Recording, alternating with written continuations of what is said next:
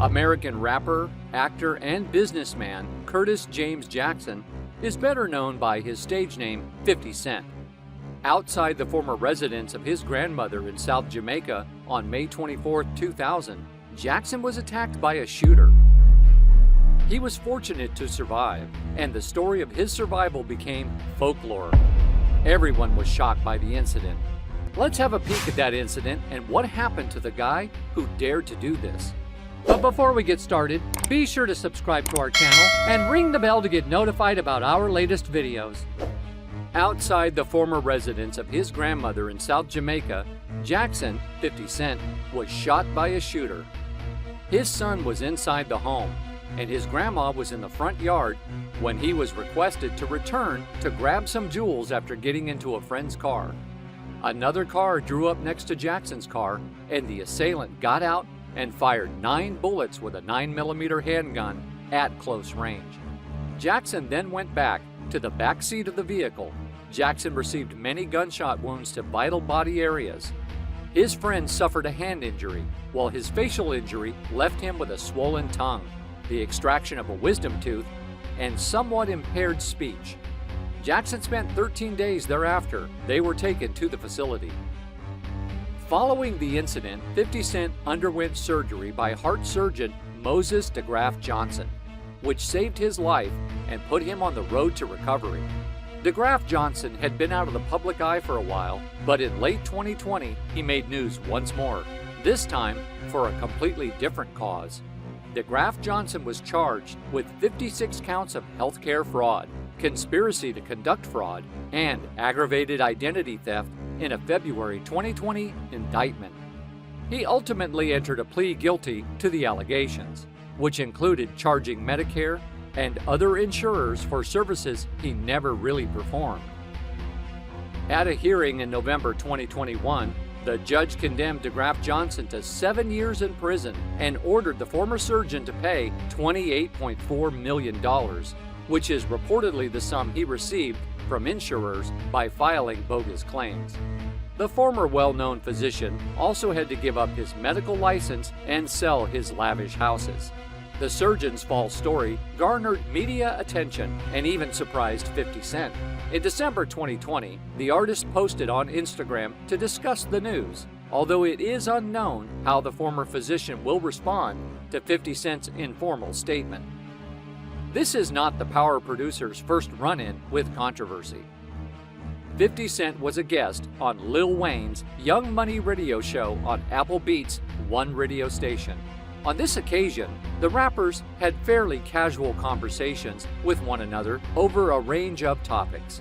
Undoubtedly, one of the most exciting parts of the talk was when 50 Cent disclosed who had shot him 9 times in the 2000s in an attempt to kill him.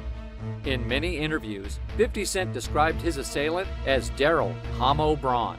Daryl Braun was Mike Tyson's close buddy and personal bodyguard. Damian World Hardy, Dwayne Myers, and Edward Taz Cook of the renowned gang Cash Money Brothers were charged with murder. Dwayne Myers testified that Mike Tyson issued a $50,000 hit on Hardy and Cook to revenge his friend's death. Certain exchanges during the trial of controversial rap moguls Christopher and Irving Lorenzo, aka the Gotti brothers, led to the revelation that a 3-member squad attacked 50 Cent that night and left him for dead. John Ragan, a gang member, gave his testimony.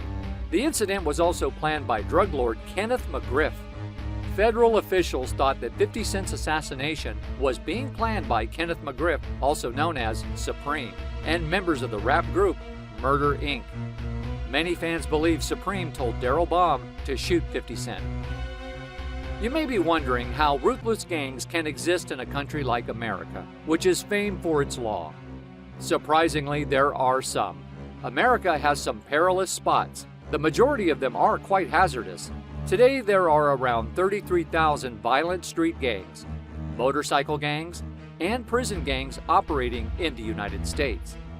Many are smart and well organized, and they all employ violence to control neighborhoods and increase the profits from criminal enterprises such as robbery, drug and gun trafficking, prostitution, human trafficking, and fraud.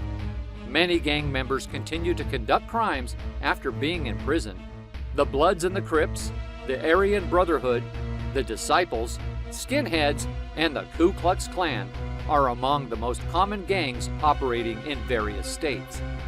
There are black and white gangs, as well as Mexican and Asian gangs.